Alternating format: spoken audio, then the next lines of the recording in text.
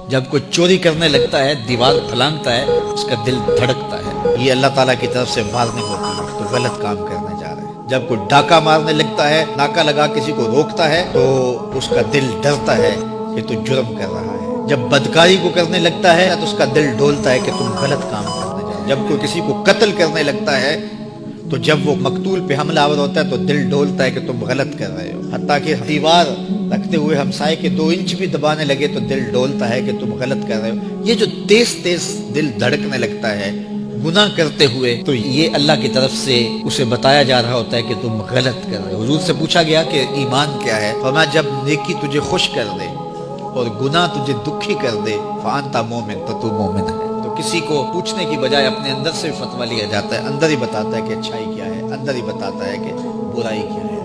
اب وہ کس راہ پہ چلے گا؟ میرے حضور نے فرمایا جنت کا راستہ مشکل اور کٹھن ہے، اور جو جہنم کا راستہ ہے وہ آسان اور آراستہ ہے، شہوات سے سجا ہوا راستہ ہے۔ اب تمہیں پتہ ہے کہ انجام کیا ہے اور تمہیں اختیار دیا گیا ہے۔ بعض لوگ اختیار کو اللہ کی رضا سمجھ لیتے ہیں، تو یہ بات جانیے کہ اللہ کی رضا میں اور اس کی مشیت میں بڑا فرق ہے۔ بعض لوگوں کی رسی اللہ نے دراز کی ہوتی ہے تو لوگ کہتے ہیں اللہ راضی نہیں ہے تو ایسا کیوں ہے؟ یہ کون سی کہانی ہوئی؟ ظالم جابر لوگ تختوں پہ بیٹھ جاتے ہیں، مختلف حکومتیں سنبھال لیتے ہیں اور خلق خدا کی ناک میں دم کر دیتے ہیں، لوگ کہتے ہیں اللہ راضی نہیں ہے تو ایسا کیوں ہے؟ یہ کون سی بات ہوئی؟ تو یہ ہمارا ایک خود ساختہ کہا ہوا جملہ ہے۔ حقیقت میں کیا ہے کہ اللہ کی رضا اور ہے، اللہ کی مشیت اور ہے۔ یہ اللہ نے ہاتھ دیے ہیں، اللہ کی رضا یہ ہے کہ ان ہاتھوں سے اچھے کام کیے جائیں۔ آنکھیں دی ہیں تو ان آنکھوں سے قرآن مجید کی تلاوت کی جائے، اللہ کی قدرت کی نشانیاں دیکھی جائیں۔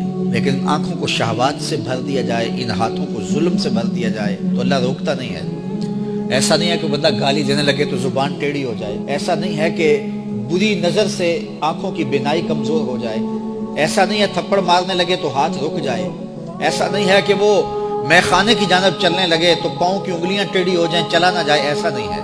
یہ اللہ کی مشیت ہے۔